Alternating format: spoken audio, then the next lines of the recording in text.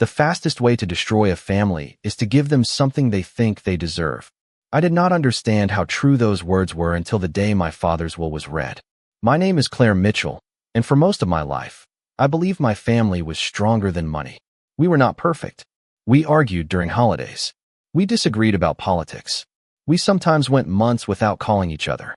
But underneath it all, I thought we loved one another enough to survive anything. I was wrong. 3 days after we buried my father, one sentence shattered everything. The funeral had been exactly what my father would have wanted. Friends filled the church. Former co-workers shared stories. Neighbors brought food to the reception afterward. Everyone spoke about Richard Mitchell as a man who worked hard, kept his word, and cared deeply about his family. Sitting in the front pew beside my older brother Ethan, I felt the familiar ache of loss mixed with gratitude. My father had lived a full life. He had built a successful construction company from almost nothing. He had provided opportunities for all of us. Most importantly, he had always seemed larger than life. It was difficult to imagine a world without him in it. After the funeral, our family gathered at my mother's house. Conversations drifted between memories and practical matters. People wondered how the business would be handled. Others speculated about the lake house, investment accounts, and several properties my father owned. Nobody said it directly, but everyone assumed the will would answer those questions soon enough. The reading was scheduled for Monday morning at the office of my father's attorney. When Monday arrived, the atmosphere inside the conference room felt tense despite everyone's efforts to appear calm. My mother sat quietly near the window. Ethan occupied a chair across from me, arms folded tightly across his chest. 2 of my cousins attended as well, along with my aunt and uncle. The attorney, Mr. Walker, entered carrying a thin envelope. That was the first thing that felt strange. My father had spent decades building assets. I expected binders, folders, and legal documents stacked across the table. Instead, there was only a single envelope. Mr. Walker greeted everyone and took his seat. He cleared his throat and looked around the room. Your father left specific instructions regarding the reading of his final wishes. Nobody spoke. The room felt unusually quiet. Then Mr. Walker opened the envelope and removed a single sheet of paper. I remember the exact moment because I noticed Ethan leaning forward. Everyone did. We expected details, percentages, explanations. What came next was something none of us could have imagined. Mr. Walker looked down at the page and read aloud. Everything belongs to the one who understands why. Silence followed. Not confusion at first, just silence. Several seconds passed before my aunt laughed nervously. That cannot be all of it. Mr. Walker shook his head. It is. Ethan stared at him. What do you mean it is? Those are the only words contained in the will. The room erupted immediately. Questions flew from every direction. My uncle demanded clarification. My cousins argued that there had to be additional paperwork. My mother looked completely stunned. Through it all, Mr. Walker remained calm. Eventually, he raised his hand. Your father anticipated these reactions. He left additional instructions. The room grew quiet again. My pulse quickened. Additional instructions meant answers. At least I hoped so. But the attorney's next words only deepened the mystery.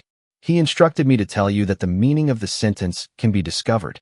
He also instructed me to give none of you any further explanation today. Ethan pushed back from the table in disbelief. Across the room, accusations had already begun forming. Questions turned into suspicions. Old tensions resurfaced.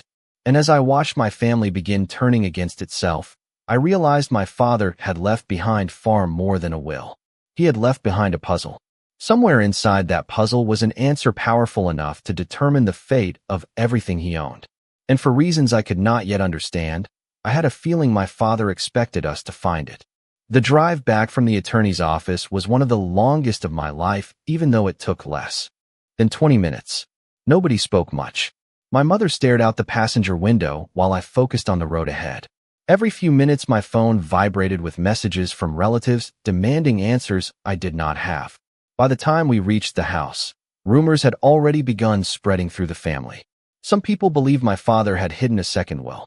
Others suspected the attorney was withholding information. A few even suggested that one of us already knew the meaning of the sentence and was pretending otherwise. The damage had started almost immediately. That evening, the entire family gathered in my mother's living room. Normally the room felt warm and welcoming. My father had spent countless evenings there watching baseball games and telling stories. Now the atmosphere felt completely different. Conversations were sharp. Every question seemed loaded with suspicion.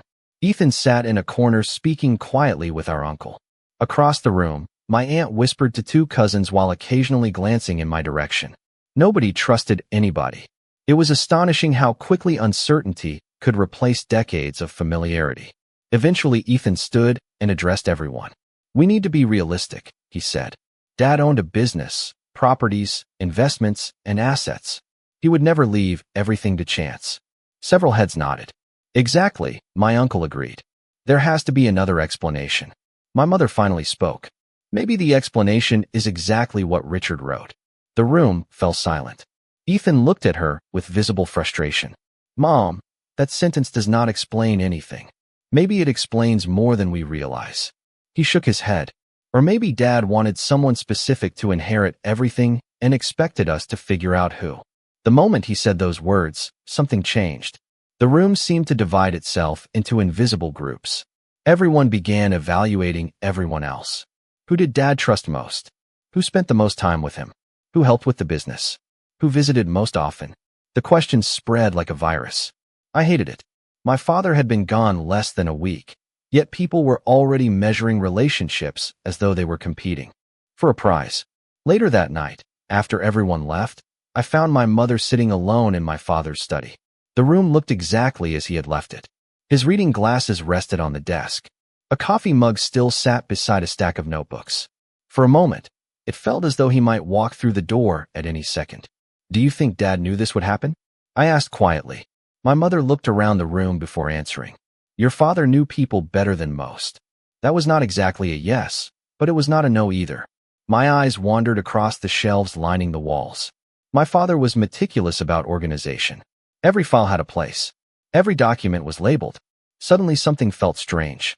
One section of the bookshelf appeared slightly different from the rest. Several binders were missing, leaving a noticeable gap.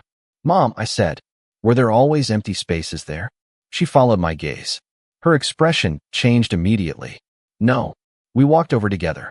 Behind the remaining binders sat a small brass key taped to the back panel.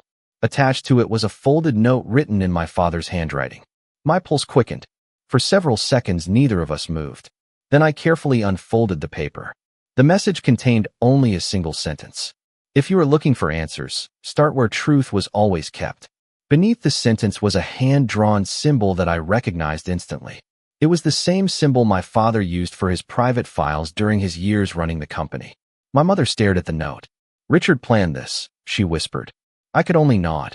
Somewhere inside the house, or perhaps somewhere connected to the business, another clue was waiting. And judging by the growing hostility spreading through the family, we needed to find it before the mystery destroyed far more than my father's estate. The next morning, I woke up thinking about the note. If you are looking for answers, start where truth was always kept. My father was not the type of person who used dramatic language without purpose. Every word meant something. The challenge was figuring out what. After breakfast, I returned to his study carrying the brass key and the note. Sunlight filtered through the windows, illuminating the dust floating quietly through the air. The room felt frozen in time. Every object seemed exactly where my father had left it. I sat behind his desk and looked around carefully. Where truth was always kept. At first, I assumed he meant his files. My father documented everything. Contracts, tax records, business plans, personal notes. If answers existed, they might be hidden among those records. I spent hours examining cabinets and shelves. Most contained ordinary documents, financial reports, property deeds, employee records. Nothing connected to the mysterious sentence in the will. By early afternoon, frustration began replacing curiosity. Then I noticed something unusual. Built into the wall behind my father's desk was an old wooden cabinet. I had seen it thousands of times growing up, but I could not remember ever seeing it opened. The brass key in my hand suddenly felt heavier. My pulse quickened. Slowly, I approached the cabinet and inserted the key into the lock. It turned smoothly. The door opened with a soft creak. Inside sat a single black box. No labels, no markings, just a plain black box resting on a shelf. I carefully carried it to the desk and opened the lid. Inside were several folders, photographs, and a leather journal. At the very top rested another envelope addressed to me personally. My hands trembled as I opened it. The letter began in my father's familiar handwriting. "Claire, if you found this, then you are asking the right questions." The sentence immediately caught my attention. Not the right answer. The right questions. My father continued by explaining that the mystery surrounding the will was never intended to reward the smartest person or the most persistent person. It was designed to reveal something about the family itself. The letter offered no direct explanation.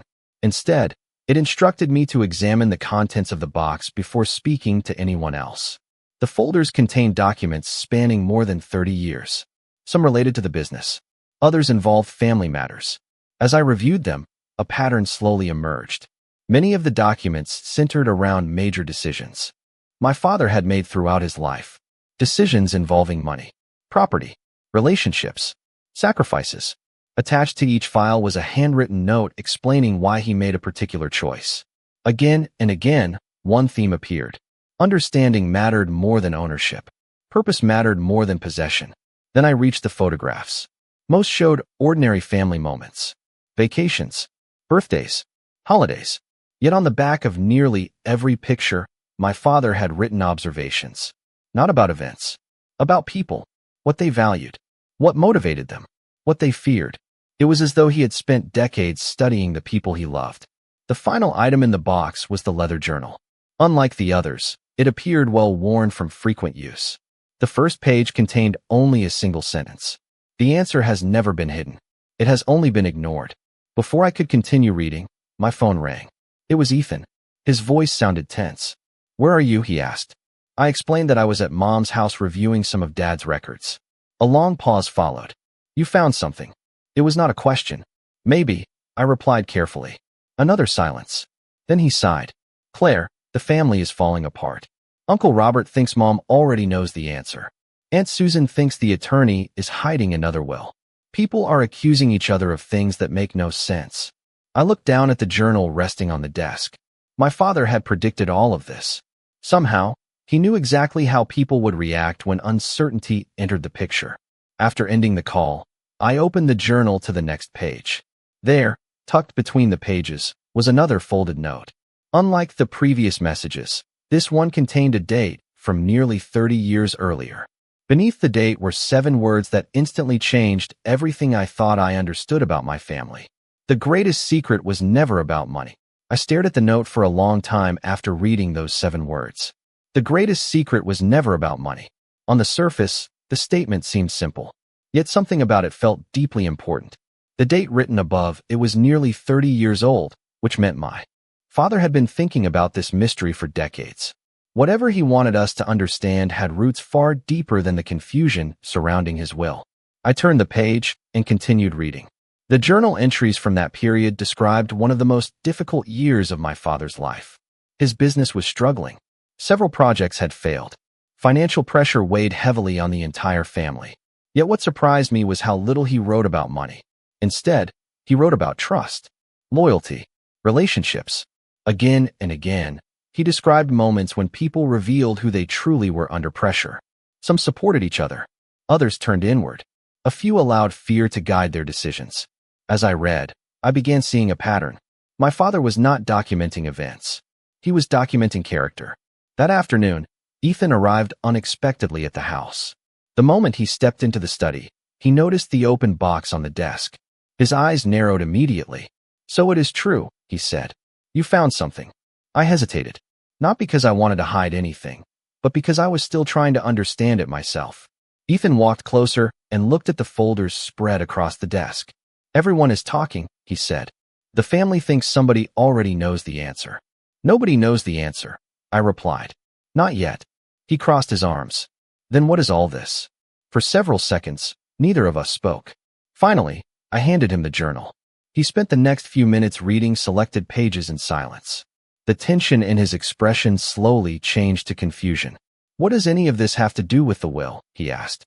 "I think that is exactly what Dad wants us to figure out." Ethan sat down heavily in the chair opposite me.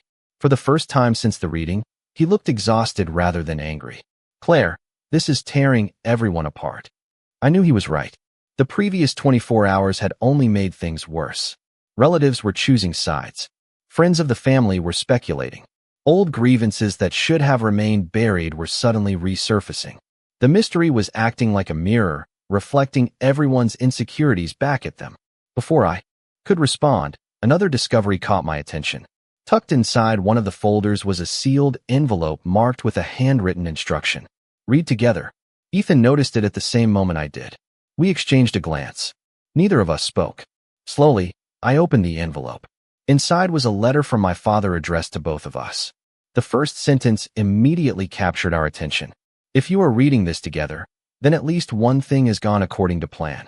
Ethan leaned forward. I continued reading aloud. My father explained that every family eventually faces a test. Sometimes the test involves hardship. Sometimes it involves success. Sometimes it involves uncertainty. According to him, uncertainty was often the most revealing because people filled unanswered questions with their own assumptions. Then came a passage that made my stomach tighten. He wrote that many members of the family had spent years misunderstanding a decision he made 3 decades earlier. A decision that affected everyone more than they realized. Yet he offered no details. Instead, he provided another clue. Beneath the final paragraph was a street address. Both Ethan and I recognized it immediately. The address belonged to a small storage building on the edge of town that my father had rented for years. Neither of us had ever questioned why he kept it. According to the letter, the next piece of the truth was waiting there. Ethan looked up from the page. You knew about this place? Only that he rented it. Did you ever go inside? I shook my head. He stared at the address for several seconds before speaking again. Then whatever happened 30 years ago is connected to that building.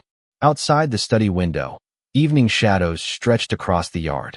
Somewhere inside that storage unit rested another piece of a mystery my father had spent decades constructing. And judging by the seriousness of his words, we were about to uncover something capable of changing how our entire family viewed its own history. The next morning, Ethan and I drove across town together. It was the first time we had been alone for more than a few minutes since the funeral. Normally, we could fill a car ride with conversation, but that morning felt different. Too much uncertainty hung between us. Too many questions remained unanswered. The storage building sat near an older industrial district on the edge of town. My father had rented the unit for nearly 30 years according to the records we found, yet neither of us could remember him ever mentioning what was inside. That alone felt strange. My father rarely kept secrets. At least, that was what I used to believe. We parked in front of a row of weathered metal doors. The unit number matched the address from the letter. For a moment, neither of us moved. Then Ethan reached into his pocket and pulled out a small key he had found attached to the envelope. Ready? He asked. I nodded. The lock opened easily. As the metal door rolled upward, sunlight spilled into a surprisingly organized space. I expected stacks of forgotten boxes and old furniture. Instead, the unit looked more like an archive. Shelves lined the walls. Labeled containers sat neatly arranged. Filing cabinets occupied one corner. In the center stood a wooden table with a single sealed package resting on top. My father's handwriting covered the front. For the family. Ethan and I exchanged a glance before approaching the table. The package contained several photographs, a thick folder, and another letter. This time, the letter was addressed to everyone. I opened it carefully and began reading aloud. My father wrote that if we had reached this point, then we were finally close to understanding the purpose behind the will. He explained that 30 years earlier, our family faced a crisis that almost changed the course of all our lives. Yet very few people knew the full story. As I continued reading, my attention shifted to the photographs. They showed our family during a period I barely remembered. I was a child then. Ethan was already a teenager. The pictures captured ordinary moments, but something seemed different. Several unfamiliar faces appeared repeatedly in the background. Men and women I did not recognize. One photograph showed my father standing beside a much younger version of our Uncle Robert. Another showed a building that no longer existed. Then I opened the folder. Inside were newspaper clippings, business records, and handwritten notes. Together, they told the story of a company crisis that occurred decades earlier. My father's construction business nearly collapsed after a major project failed. According to the records, bankruptcy seemed inevitable. Yet somehow, the company survived. Today, everyone credited my father's determination and leadership. The documents revealed a more complicated truth. Several members of the extended family secretly contributed money, resources, and support to help keep the business alive. Some mortgaged property. Others delayed retirement. A few sacrificed opportunities of their own. None of it had ever been publicly acknowledged. Ethan looked stunned as he reviewed the files. Dad never told us any of this. Apparently not, I replied. Then we discovered the final document in the folder. It was a signed agreement created shortly after the crisis ended. Every person who helped save the company signed it. At the bottom sat my father's signature. Attached was a handwritten note. Success creates selective memory. Never forget who carried the weight when nobody was watching. The words hit me harder than I expected. Suddenly, many pieces began falling into place. The family members arguing most fiercely over the inheritance were often the same people who knew the least about these sacrifices. Generations had passed. Stories had been forgotten. Contributions had gone unrecognized.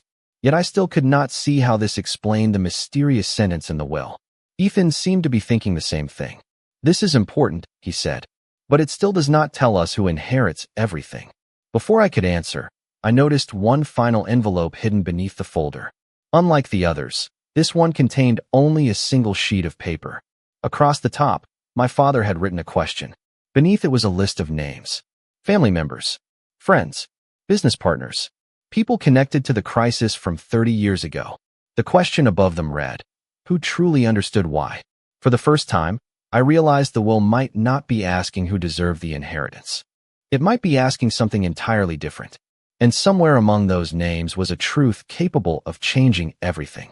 The drive home from the storage unit felt completely different from the drive there. Ethan remained unusually quiet, his attention fixed on the list of names we had discovered. I understood why. For the first time, the mystery no longer seemed centered on money, property, or inheritance. It seemed centered on understanding. The question my father left behind continued echoing in my mind. Who truly understood why? That evening, I spread every document across the dining room table and began studying them again. The names on the list represented people from different parts of my father's life. Family members, business associates, friends. Yet one detail stood out immediately. Nearly all of them had been involved in the company crisis 30 years earlier. My father clearly wanted us to focus on that period. The breakthrough came shortly before midnight. While comparing dates from the business records to entries in the journal, I noticed a reference that had previously seemed insignificant. My father repeatedly mentioned a meeting that took place after the company survived its financial troubles. Strangely, he never described what happened during the meeting itself.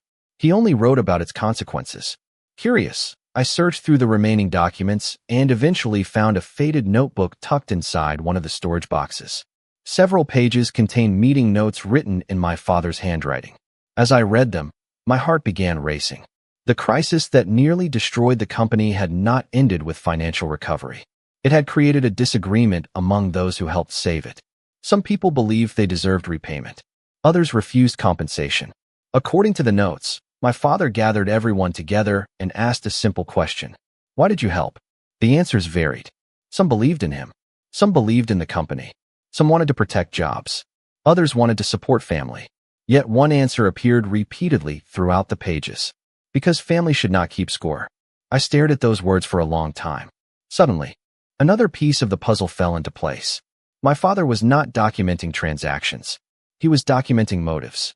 He cared less about what people did and more about why they did it. The next morning, Ethan arrived before breakfast. I showed him the notebook. As he read, his expression gradually changed. So all those people helped Dad with no guarantee they would ever get anything back? He asked. That is what the records suggest. He leaned back in his chair, and nobody ever talked about it. Apparently not. We spent the next several hours contacting people from the list who were still living. The conversations were revealing. One retired contractor laughed when I asked about the money. Your father tried to repay me 3 different times, he said. I turned him down every time. Another family friend shared a similar story. So did a former business partner.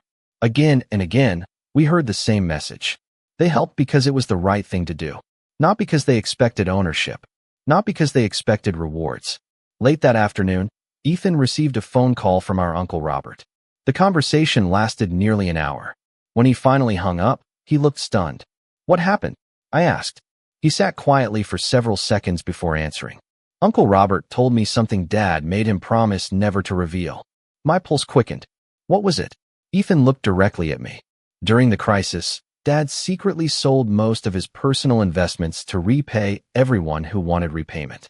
He spent years rebuilding his own finances afterward. I could hardly believe it. Publicly, people viewed my father as the man who saved the company. Privately, he had sacrificed far more than anyone knew. Suddenly, the mystery surrounding the will seemed much clearer. The inheritance was never about determining who deserved the most. It was about identifying who understood the values that built everything in the first place. Then Ethan reached into his pocket and removed a folded piece of paper. Uncle Robert said Dad told him to G. The following afternoon, family members began arriving at my mother's house one by one. Some came reluctantly. Others arrived, carrying questions they hoped would finally be answered. The tension that had dominated the previous week still lingered beneath the surface, but something had changed. The anger felt weaker now. Curiosity had taken its place. By 3 o'clock, nearly everyone connected to the mystery sat gathered in the living room. My mother occupied her usual chair near the window. Uncle Robert sat beside her. My aunt, cousins, and several longtime family friends filled the remaining seats. Ethan stood quietly near the fireplace while I organized the documents we had collected. Looking around the room, I realized how many people my father's life had touched. For years, I thought our family story was simple.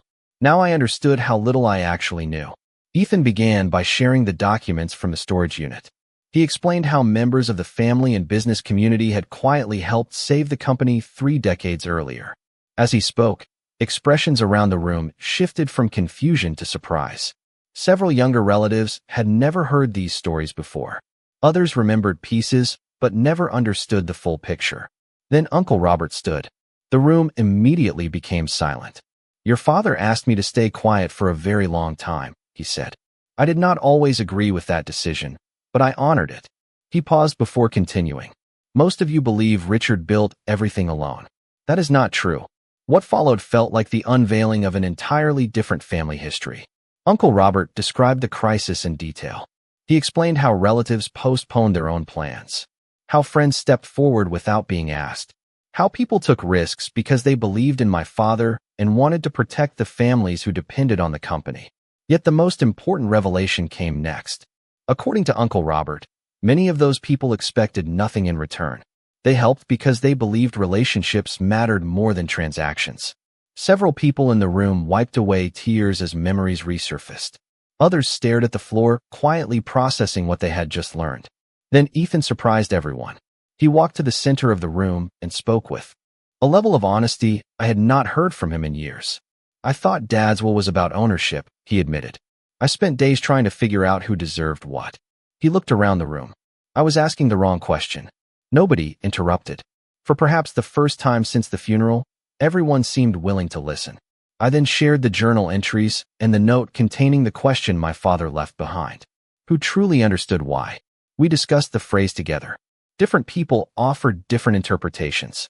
Some believed it referred to loyalty. Others believed it referred to sacrifice. My mother listened quietly throughout the conversation. Finally, she spoke. Her voice was soft, but every person in the room heard her clearly. Richard spent his entire life trying to teach one lesson, she said. Everything meaningful begins with why. The room fell silent. She continued. The people who helped him during those difficult years did not ask what they would get. They understood why helping mattered. That is what he never wanted us to forget. Suddenly, everything made sense. The mysterious sentence in the will was never a competition. It was never intended to identify a winner. It was a challenge, a test designed to reveal who understood the values that created the inheritance in the first place. The realization seemed to spread through the room all at once. Years of assumptions collapsed under the weight of a much simpler truth. Then my mother reached into her purse and removed a sealed envelope. My heart nearly stopped. Your father gave me this 6 months ago, she said. He told me not to open it unless the family finally understood the question. Every eye in the room fixed on the envelope. My father had one final message waiting, and judging by the emotion in my mother's eyes, it contained the answer we had been searching for all along. Nobody moved for several seconds after my mother revealed the envelope. The room felt suspended in time. Every conversation stopped. Every distraction disappeared. All week long, we had been chasing clues, uncovering hidden histories, and questioning everything we thought we knew about my father. Now it seemed the final answer was sitting quietly in my mother's hands. She looked down at the envelope and smiled sadly. Your father told me this should only be opened after everyone stopped asking who deserved the inheritance and started asking why he created it. The words alone were enough to make several people lower their eyes. My mother carefully opened the envelope and unfolded the letter inside. Even from across the room, I recognized my father's handwriting immediately.